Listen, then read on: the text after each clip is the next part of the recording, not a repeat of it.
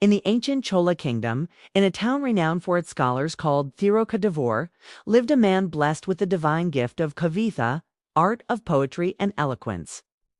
His name was Kari Nayanar, a master of the rich Tamil literary tradition and the ancient Sangam style. His words could paint vivid pictures and stir the deepest emotions.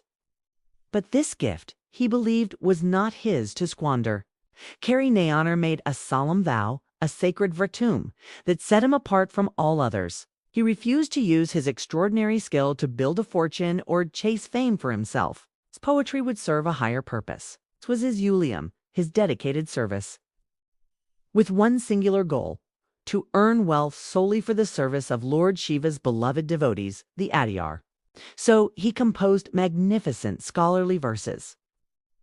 Interestingly, these poems were not hymns of devotion, but often explored more worldly subjects.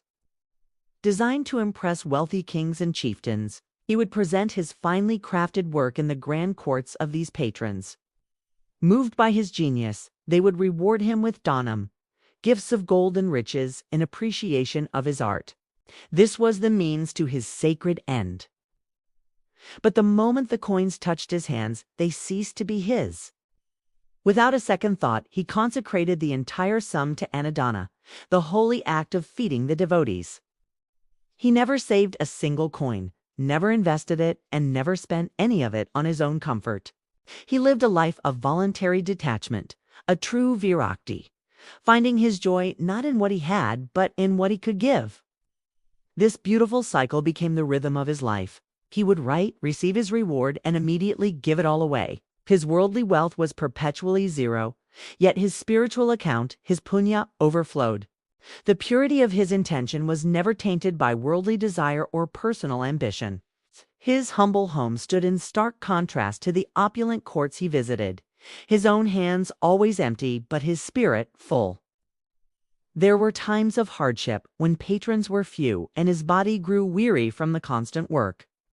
Yet, even when hunger gnawed at him, his resolve never wavered. He would continue to write late into the night, fueled by the thought that his effort would provide a meal, a bhiksha, for a traveling devotee.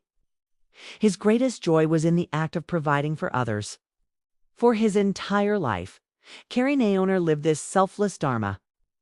He transformed his profession, the supreme gift of his intellect, into a direct instrument of divine service.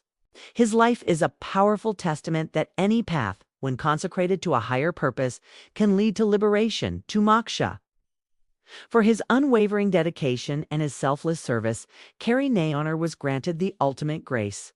He was welcomed into the eternal, blissful company of Lord Shiva himself, finally taking his rightful place among the very devotees he had so faithfully and humbly served on earth. Thank you for joining us on this journey. If this story moved you, please like, share, and subscribe for more tales of divine devotion. See you next time.